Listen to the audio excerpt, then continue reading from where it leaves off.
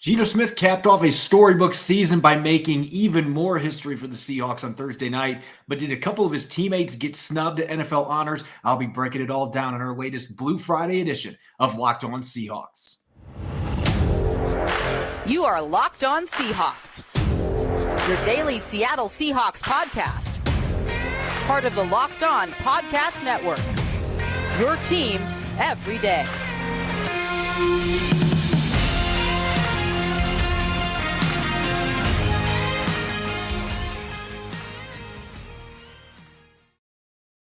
Greetings, 12. This is Corbin Smith, host of the Locked On Seahawks podcast. Happy Friday to all of our listeners. And as always, thanks for making Locked On Seahawks your first listen 5 days a week. We greatly appreciate it. Geno Smith capping off a storybook season with a bit of history. We'll be looking at a few teammates that might have got snubbed at NFL honors last night as well. And for Fan Fiction Friday, maybe giving John Schneider a few mulligans for a few roster decisions over the past 5 seasons. Looking forward to seeing what our listeners think as far as players they'd like to see back in 2023. And going to be continuing our Free Agent Friday segment, looking at 4 free agents from the AFC North division that may pique the interest of the Seahawks as we head closer to the start of the new league year. This Blue Friday episode is brought to you by FanDuel Sportsbook, the official sportsbook of the NFL. Make every moment more. Visit FanDuel.com/LockedOn today to get started. Now for your lead story here on our Blue Friday edition of Locked On Seahawks. Don't call it a comeback. Geno Smith making history to cap off a storybook revival season for the Seahawks, becoming the first player in franchise history to win the NFL Comeback Player of the Year award at the NFL Honors Banquet on Thursday night. And certainly he was deserving. You look at the stats, 30 touchdown passes, 31 total touchdowns, led the NFL with a 69.8% completion percentage, just a hair below 70%, which has not been done very many times for a full season in NFL history. Was in the top 6 in passer rating, broke Russell Wilson's single season franchise record for passing yards. Again, it was a storybook season for Geno Smith. And there's been critics out there that have looked at what he did this season and they've wondered, what did he really come back from? Because typically this award goes to players who are coming off of injury. But in the case of Geno Smith, he absolutely deserved this award. And you wonder what he came back from. Let's just look at his career path. He was a second-round pick out of West Virginia for the New York Jets. And then in his 3rd season in training camp, a teammate punches him and he breaks his jaw. Loses his starting job while he's out to Ryan Fitzpatrick. The Jets win 10 games, almost make the playoffs that year. And then the next season, he gets an opportunity to start and he tears his ACL in that game, and he misses the rest of the season. Then he's a free agent. So you want to talk about a player that has had a ton of adversity in terms of injuries, some bad luck, some misfortune thrown in there, and also the fact that he then would spend the next 7 seasons as a backup with 3 different organizations, including behind Russell Wilson with the Seahawks. He came back from quarterback purgatory, and not a lot of quarterbacks last as backups for 7 seasons. And Geno Smith has talked about that some earlier in the year when he's been talking to reporters that, he could easily be out of the league. And a lot of quarterbacks in his circumstances, they have a tough time finding a job in the NFL, even with all the clipboard holders and Microsoft Surface holders, I guess, in 2023 that are out there that shuffle around teams. It's pretty easy for quarterbacks to shuffle out of the National Football League, especially one like Geno Smith, who really struggled his first couple years in the league. And yet he comes to an offense with Shane Waldron, the weapons they've got here in Seattle, where he is playing with the utmost confidence and he has full command of the scheme, getting the football to his playmakers. At times this year had a running game, and at times he didn't, still managed to put up really efficient numbers. Even though he wasn't quite as good in the last month and a half, there were some other circumstances I think impacted his play. But anyone questioning whether or not Geno Smith deserves this award, this to me is a career comeback for one season, because think about all of the adversity and the number of years where Geno Smith was just biding his time, waiting for an opportunity that, quite frankly, regardless of whatever he has said publicly, you didn't know if you were going to get that chance to start again in the NFL. Typically, when guys get an opportunity early in their career, most of the time they don't get that second chance that Geno Smith did this year for the Seahawks, and he fully sees that opportunity. And now this is another award that he can put on his resume. He got his first Pro Bowl this season. He was a Player of the Week candidate earlier in the season. So he's been able to stock up that resume as he prepares to continue negotiating a contract, hoping to be back with the Seahawks. We'll see what the price range ends up being. Most of the reports and speculation out there are $30+ million per year. Maybe the Seahawks franchise tag him at $32.4 million, fully guaranteed for 2023, but they're going to be aiming to get something done to have him back next season with the way that he played, the way that he emerged as a leader in the locker room, the respect he's got from his teammates. He absolutely deserved this award. And no offense to Christian McCaffrey and Saquon Barkley, the two other players that finished in the top three. They were coming back from injuries at a position that's very difficult to stay healthy, had really good seasons. Chris Godwin with the Buccaneers, another player that I thought deserved to be thrown into this discussion. But Geno Smith absolutely deserved this award because he came back from way more than just being a backup the last 7 seasons. It has been a long road to this point. As far as two other players that were up for awards for the Seahawks yesterday, there's going to be plenty of debate out there with the Rookie of the Year selections. Ken Walker III, I know there were plenty of fans that were sending me tweets last night on social media. How can Ken Walker III have the most first place votes but not win the award? Well, the NFL changed the way that AP voters were voting this year. They were allowed to select first through fifth place with all of these awards. And so you had to account for second place votes, third place votes, and first place votes got 5 points. Second place votes got 3. Unfortunately, Garrett Wilson from the Jets dominated the second place votes. And so when you added all the points together, even though Ken Walker III had more first place votes, Garrett Wilson ended up getting more points. So he won Offensive Rookie of the Year, and the Jets swept with Sauce Gardner winning Defensive Rookie of the Year. I predicted that that's exactly how it was going to play out the last couple of times that we broke it down in the show. He just had too many statistics that you could not overlook in terms of the passer rating, the completion percentage against, the number of pass breakups that he had, only gave up 1 touchdown. Tariq Woolen had a fantastic season. I am surprised, though, that he only got 1 first place vote and really was a distant third place behind Aiden Hutchinson, who really came on the last month or so of the season to position himself to contend for this award. He finished in second place for the Lions. So still a very impressive season. I don't think Woolen gets snubbed just because of the way that the other 2 players that were competing against him finished the year. Hutchinson had almost double-digit sacks, and he had 3 interceptions. And Gardner, as I mentioned, just the numbers that he had shutting down really good receivers week in, week out.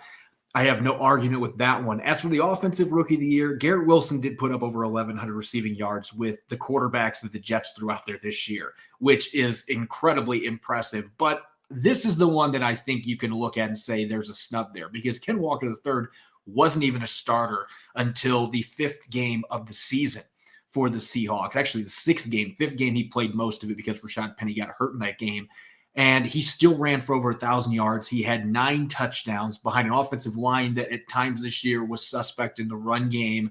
I think that's just as impressive as what Garrett Wilson was doing with the quarterbacks that he had. So to me, the touchdown discrepancy and the fact that Garrett Wilson played the entire season as a starter and Ken Walker III did not, and he missed a game thrown in there too, I think there were some circumstances there that if I had to vote for the Associated Press, I would have picked Ken Walker III to win that. But Garrett Wilson still had a very good season, so you're not going to get gripes from me. That would just be the one I think you can make more arguments that certainly it looks like the Seahawks may have got snubbed, and they still have never had an AP Rookie of the Year winner on offense or defense in the entire existence of their franchise, dating back to 1976.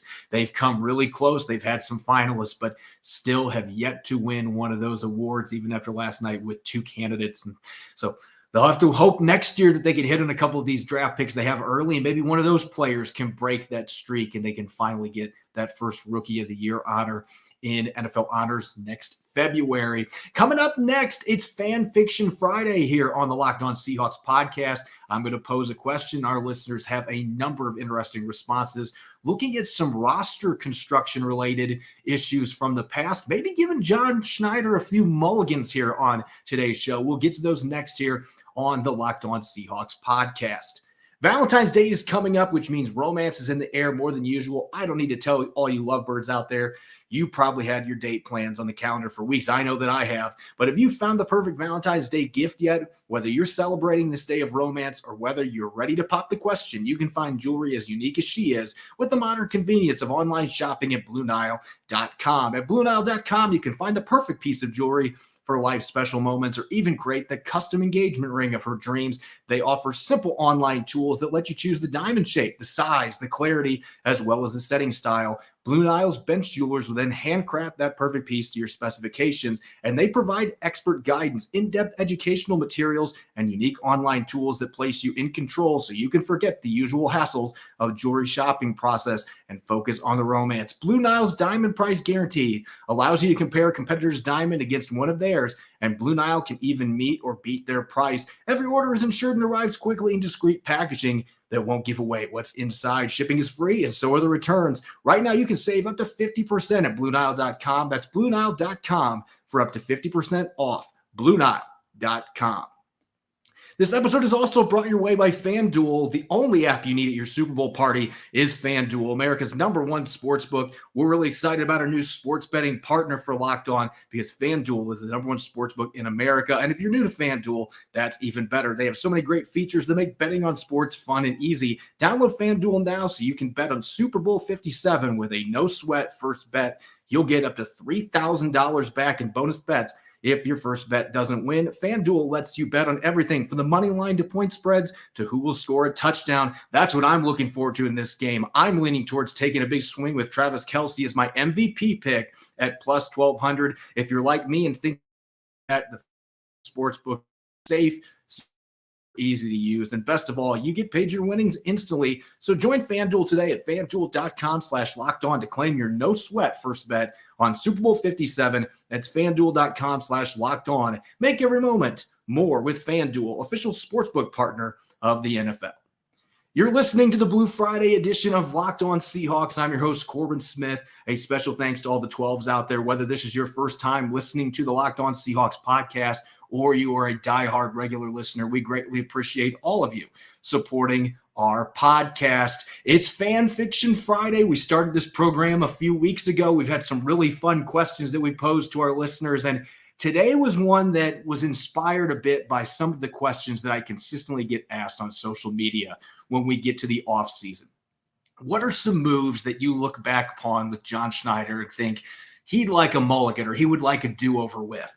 And that got me thinking the perfect question for today's Fan Fiction Friday. So without further ado, here we go. Here is the question that I posed on social media today.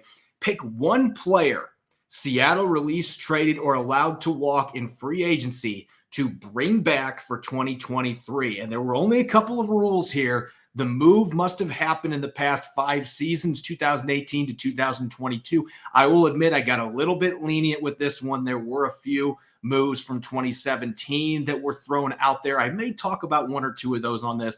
And salary cap does not matter for the simulation. I wanted to make it easy. You can play with monopoly money, but this limits the trades and different stuff like that. So, for example, a lot of people were saying the Jamal Adams trade. Well, that doesn't really fit what we're looking at. We're looking at players that were released, traded away, or they were allowed to walk in free agency. We may have another time that we can talk trades where players are brought in. But for this particular instance, it's players that John Schneider allowed to leave in some capacity, whether he made the decision to trade him, release him, moves of that nature. So without further ado, let's get to our responses from our listeners. We had some really interesting ones. The first one here coming from Tom Biddick.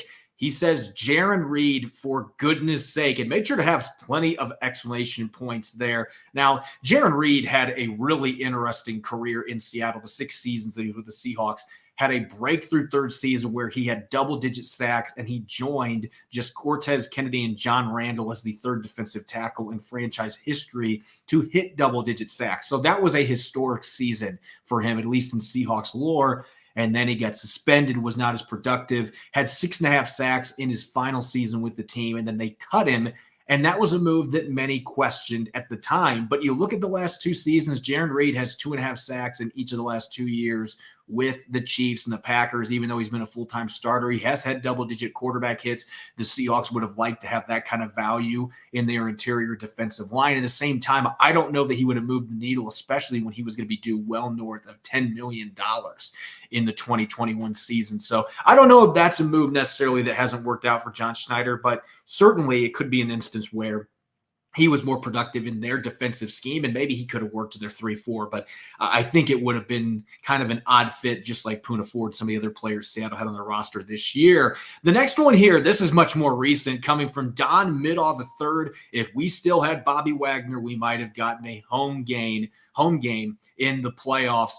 I don't know if I would go that far, even though Bobby Wagner had a really good season for the Rams. And I am on the side of the equation that he bounced back some. I know that there are some people out there that scoff the idea that he was a second-team All-Pro, and they say, oh, it's only because the Rams used him a certain way. Well, give their coaching staff some credit. They figured out how to maximize his skill set at an advancing age for an NFL linebacker, and he still looks like he's a fluid enough athlete. I do see some concerns in coverage, so I don't know necessarily that he would have moved the needle as much as some fans think at the linebacker position this year, especially for the amount of money that the Seahawks were going to have to pay him in the final couple seasons of his contract. And so I understood the move at the time from a cap perspective, and he was a player that I thought showed signs of decline the season before, and maybe Seattle can't mask him the way that the Rams were able to do this year on their defense, and the Rams defense wasn't necessarily great all year long either. So that one is certainly an interesting one to look at because he did have a second-team All-Pro season, had 6 sacks. They used him in some interesting ways in LA, but I don't know if it necessarily would have improved the Seahawks record that much. Maybe they win another game or two with Bobby Wagner out there, but I don't think that's necessarily guaranteed. Our next one here coming from Alex Hernandez, going back to that 2018 group. Remember, Jaren Reed had that big season, and Frank Clark also had 13.5 sacks that year. And Alex Hernandez says the Frank Clark trade was really bad, mainly because they drafted LJ Collier with the pick they got back. Wish we could have found a way to keep him. I think this is one of those moves that's probably one of the more regrettable ones for John Schneider. At the same time, they also were able to use one of their other first-round picks to trade down a couple times. And we know a certain player named DK Metcalf that they were able to get by moving up with some of the picks they acquired through those trade downs. And so there's always more to it when we're talking about draft day-related trades, especially with somebody like John Schneider. So this is one, if you're just looking at the trade, Collier being picked for the selection they got from the Chiefs, then obviously it was a very one-sided deal. But the Seahawks were also cap strapped, and the money that Frank Clark was going to want, he has not had more than 6 sacks in a season in any of the last 3 years. He's been fairly productive, but he hasn't been an elite pass rusher. In the playoffs, he has been, though. So that makes him worth the money to the Kansas City Chiefs. 10.5 sacks in 11 playoff games for the Chiefs. He has been historically good getting after the quarterback in playoff games.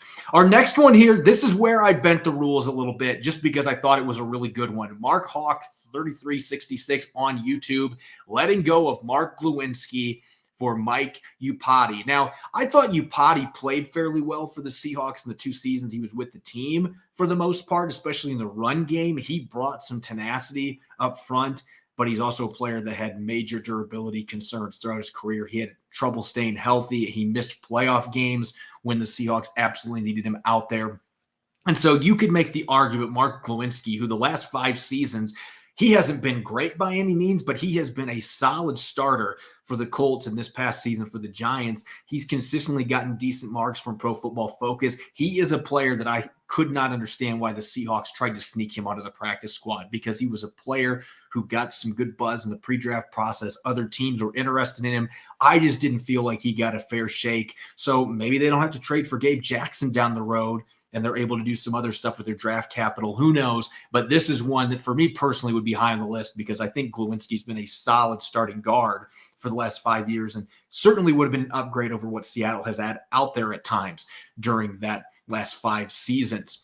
And then our next one here is going with a much more recent one. Chase Rydell says DJ Reed. Mike Jackson wasn't bad, but Reed and Woolen would have been so good. And this is one that you can certainly look at and you can contemplate, well, maybe this is one the Seahawks missed on this past offseason. But Again, for this simulation, I wasn't including cap space. This was all about just which player would you like to bring back for 2023. I think that he's a better player than Mike Jackson, but I don't know that he is a better player in terms of the salary he's making. $11+ million per year. Mike Jackson is making peanuts as a player that got released originally by the Dallas Cowboys as a 5th-round pick. I mean, this is a player that's an exclusive rights free agent that you're not going to have to pay very much money to. And so those are things that teams have to consider. I don't know that the drop-off from Reed to Jackson is big enough where you can justify paying that money. And quite frankly, the Seahawks wouldn't have been able to go out and make some of the other moves that they made. But taking money out of the equation, Reed certainly is a better player, and he had a very good first season with the New York Jets. It would be fun to see what he and Tariq Woolen could have done together in that secondary for the Seahawks this year. We've got a couple more. This was maybe the biggest surprise one for me, and this one's coming from aptly named I Hate It Here. They want Trey. David Moore, in my opinion, he was so similar to Tyler Lockett and was really good in Seattle, especially catching the deep ball. So I will say this. I don't think that Tyler Lockett would be my comp necessarily in all regards. I don't think that he was the route runner. I don't think that he had necessarily the quickness in and out of his breaks, but the ability to win downfield, yes, absolutely. David Moore made some spectacular catches on deep balls from Russell Wilson during his 4 seasons with the Seahawks. That being said, this is one that I think John Schneider, if you asked him about this as a regrettable decision, he would be like, the guy doesn't have a single catch the last 2 years. He didn't play for anybody this year. So Seattle must have been on to something there. He played for a couple of teams in 2021, but only was a special teams player, did not catch any passes. Then this year, again, was not on a roster, did not play in any games. So that one looks like a decision John Schneider made that has worked out pretty well for the Seahawks, even though they're still searching for that upgrade at the number 3 wide receiver spot. And the last one here, coming from It Tolls for Thee, and this is one that's going to spike some controversy just because I have found this to be the most polarizing player that the Seahawks have had on the roster in the last 5 years, and that's Jadeveon Clowney. In this response on YouTube says, Clowney's so dominant, and that was true at times. I'm thinking about that Monday night game against the San Francisco 49ers. I did a film breakdown on that game, and he was utterly dominant off the edge against the run. He got after Jimmy Garoppolo, had a couple of big plays. Obviously, had a touchdown in that game as well.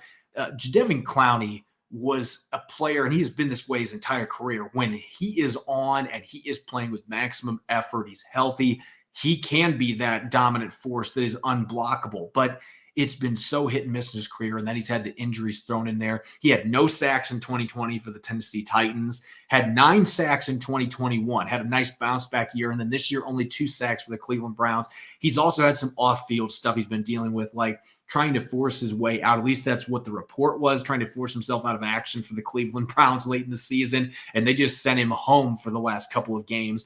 So that certainly doesn't look good for him. So that might be another one, considering the price tag that was being thrown around, what they would have to pay Jadeveon Clowney. They paid him a multi-year deal with his injury history, his inconsistent performance as a pass rusher. Even though Seattle hasn't necessarily found replacements for most of their season since, Nwosu being the exception to that rule, this is one for the cost, though probably ended up being fairly smart for the Seahawks to move on in hindsight. Coming up next, going to be moving towards current free agency, free agent frenzy with the AFC North. I'll be looking at a player from each of the 4 teams in that division that may pique the interest of the Seahawks heading towards the start of the league year. We'll get to those here in a moment on our Friday edition of Locked On Seahawks. This episode is brought your way by TurboTax. Go to TurboTax and don't do your taxes. Meet with an expert who will do them for you. TurboTax experts can relieve you from the stress of taxes and file for you so you can do not taxes. Show your eyes things that are not taxes. Unpack a moving box of not taxes. Taste not taxes. Sing not taxes a lullaby. Hope not taxes sleeps through the night. Grab a saddle and ride not taxes into the sunset. With TurboTax, an expert will do your taxes from start to finish, ensuring your taxes are done right, guaranteed, so you can relax. Feels good to be done with your taxes, doesn't it? Come to TurboTax and don't do your taxes. Visit TurboTax.com to learn more. Intuit TurboTax. Full service products only. Video meeting while expert does your taxes required. See guaranteed details at turbotax.com/guarantees. You're listening to Blue Friday here on the Locked On Seahawks podcast. This is your host, Corbin Smith. A special thanks to all the 12s out there, as always, for making Locked On Seahawks your first listen 5 days a week. We greatly appreciate it. And for your second listen, make sure to check out the Locked On NFL podcast to get your daily conversations on the biggest NFL stories, in-depth analysis, and the biggest games with NFL key predictions every Friday and Monday. Local insiders cover the weekend with game-to-game episodes. Locked On NFL is available on YouTube and wherever you get your podcast. Continuing our free agent frenzy series, normally I would have my co-host Nick Lee for this segment, and the two of us would each pick a player from each team in our respective division. But Nick joined the show yesterday to interview DJ Dallas. We'll have him back on the show next week. I'm going to cover the AFC North riding solo today. And again, this is how we do this. Every team in the division pick one player that's going to be a free agent on March 15th that would pique interest for the Seahawks and would be a good fit based on positional needs. And some teams are easier than others when it comes to trying to pick players.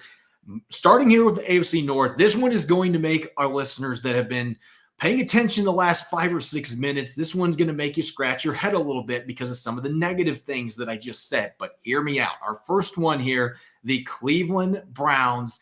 I have Jadeveon Clowney down as my priority free agent. And hear me out here. As I mentioned just a moment ago, only 2 sacks last season. He had 0 sacks in 2020. He has been a very up and down pass rusher his entire career, at least in terms of sacks. The year he was with Seattle, he had only 3, but he had a lot of pressures, and he was a very disruptive player. And we know he was a great run defender. I looked at some film for him this year, and I still see a player. Maybe he's not the guy that everybody thought he was going to be as the number 1 overall pick. I don't think he's come to those expectations. And the injuries that he's had certainly have not helped that situation. But he can still be a capable game wrecker off the edge. He is an outstanding run defender. We know the Seahawks, that was their appeal this year. Defense, edge, played in the 3-4 defense earlier in his career with the Houston Texans, and you could move him around. He's still only going to be 30 years old. And so I look at him as a player with what the Seahawks need right now at the edge. They've got a number of guys that can pin their ears back, are athletic enough to get after the quarterback, but they could use another physical edge setter that can really help defending the run. And Clowney, I think in that kind of a situation, especially if they're able to add a really good defensive tackle that can get after the quarterback in the draft, that fits their scheme, I still think Clowney can be a very productive player. He had 29 pressures for the Browns last year. I know that he ended the season on a sour note in Cleveland, but the Seahawks had good experiences with him. The coaching staff had a good rapport with him. And I think that the cost would be right in the wheelhouse where Seattle could actually make this work. And so I'm looking at a 1-year deal because of his injury history. You're not looking for him to come in and be superhero off the edge anymore. You don't need to make this addition for him to be an all-pro candidate, but he's a guy with his run defense that can certainly improve your defense as a whole. That was an area that was a major problem for the Seahawks. And then he can give you whatever the pass rush ends up being for him. And you know what? He's kind of been an on and off type guy. He didn't have many sacks last year. Maybe next season he'll come out with 7 or 8, which would be a huge boost to Seattle's defensive line. Moving to Pittsburgh now. This is one that is truly a projection-based signing, and that is Devin Bush. The Seahawks have some question marks at the linebacker position with Jordan Brooks potentially missing a large chunk of 2023 coming back from a torn ACL. Cody Barton's going to be a free agent on March 15th. It remains to be seen if the Seahawks are going to bring him back. Now, there are a number of red marks here when I look at Devin Bush. Pittsburgh doesn't necessarily have a lot of guys that look like enticing free agent additions, but Bush is only 24 years old. And even though he's 5'11", 234 pounds, this is not a big thumping linebacker. He's had some issues getting off blocks. He had a torn ACL himself a couple of years ago, but he came back this year, played in most of the games for the Steelers, put up decent numbers. Not a guy that's going to score well with Pro Football Focus, but he is still a very good athlete, an elite athlete. Only 24 years old, can fly all over the place. And it feels like to me, this could be a player that just going to a different team, it just hasn't worked for him in Pittsburgh for whatever reason. Injuries didn't help the situation, but him being only 24 years old, the pedigree coming from Michigan, a dynamic playmaker at the college level in the Big Ten, I still think that there is a very high ceiling for this kid. And I think because of the fact he hasn't been great in Pittsburgh and he's had some injuries, if the Steelers don't make him a top priority to re-sign, which it remains to be seen what they're going to do on that front, but if he hits the market, I don't think this is a guy that's going to get a lot of guaranteed money, and I think he's going to get short-term deals. That would be a player that makes a lot of sense for the Seahawks. And if he ends up hitting, then you can extend him or you can trade him. There's a number of different things you can do here, but I think this is a flyer that would be worth taking for an intriguing young player that's got a lot of athletic tools, and maybe a change of scenery can unearth some of that potential that he has not been able to fulfill in Pittsburgh. Moving on the division to Baltimore now, finally getting to the offensive line, a guy that is aptly named Ben Powers, a 338-pound guard. Interestingly enough, he has been better in pass protection than run blocking, at least if you look at Pro Football Focus grades. I think he's a mauler. He can get after it. He's been very good in pass protection, though. Not a guy that gives up a lot of sacks. He is a monster against bull rushes. Very difficult to push him back. And I think he's a surprisingly nimble athlete for a player of his size. He's been a quality starter for the Baltimore Ravens. I don't know if Baltimore is going to let him hit the free agent market, but they have let some guys become free agents the last few years, and teams have paid money. This would be an expensive investment for a still very young lineman that's now going to be entering his fifth year in the league. With him being almost 340 pounds, maybe Seattle's looking for smaller, more agile linemen to fit Andy Dickerson and Shane Waldron's scheme. But they did have Damian Lewis and Gabe Jackson out there last year, big body guards, and they need some physicality in this interior offensive line. So I think Ben Powers, this would be a player that would be on my short list in terms of I'm willing to make a major financial investment in the middle of my offensive line and go out and get this guy. He's an upgrade over Gabe Jackson at this point in his career, and he's going to bring physicality. He's going to bring a really good pass protector that's got a nice lengthy run here of being quality in that regard, protecting his quarterback. And so I think Ben Powers would be a player that would make a lot of sense for the Seahawks again. I don't know if he hits the free agent market, but he's the player that immediately jumped out to me for Baltimore's pending free agents that would check off a need. He's young and still has some untapped potential, especially in the run game. And closing things off, the Cincinnati Bengals, I've talked about a few players from their team already during our offseason. My number one target for the Bengals is not Samaje Perine, even though I have him here on the graphic and I'm going to talk about him. Jermaine Pratt, their 250-pound linebacker, I have talked about extensively a couple of other shows. I just don't know that the Bengals are going to let him hit free agency. And even if they do, I think it's going to be expensive to sign him. And they're looking at Jordan Brooks potentially getting a contract. Perine is a player, though, that you're not going to have to break the bank to bring in. He's not going to be a starting running back. And here's the reasons why I think he makes a ton of sense for the Seahawks. He's kind of that middle-class player that I don't think Cincinnati's going to be able to bring back a lot of those guys because they've got several big contracts coming up. But he's a 235-pound running back that can excel between the tackles. I felt like that was something that was missing to complement Ken Walker III this past season. I think with DJ Dallas as well, those three would be really fun. If you draft or bring back Rashad Penny, I mean, there's a lot of different things you can do here. But he's also a very good pass protector, Perine is. He has good receiving numbers, had 4 receiving touchdowns this year for the Bengals. That looks like an upgrade overall as your third down back while also giving you that punch in short yardage situations. And I don't think he's going to be overly expensive to sign as a veteran running back that hasn't started many games and has been a backup in Cincinnati. So he's used to that role, being a third down guy. I think he would make a lot of sense for the Seahawks if they want to go the free agent route with running backs. They may just want to draft one because this is a really good running back class. But if they're wanting to hit other positions in April, Perine would be a player at that cost that would make a lot of sense for the Seahawks to bring in behind Ken Walker III and DJ Dallas. As always, you can follow me on Twitter at Corbin Smith NFL. Make sure to check out Locked On Seahawks. We're on all major podcast platforms and streaming 5 days a week on YouTube. Coming up on Monday, I'll be rejoined by Rob Rang. The two of us will have our latest installment of Mock Draft Monday. I'm going to be grading out his mock draft this time around, so that should be a lot of fun. Enjoy your weekend. Thanks for listening. We'll see you on Monday. Go Hawks.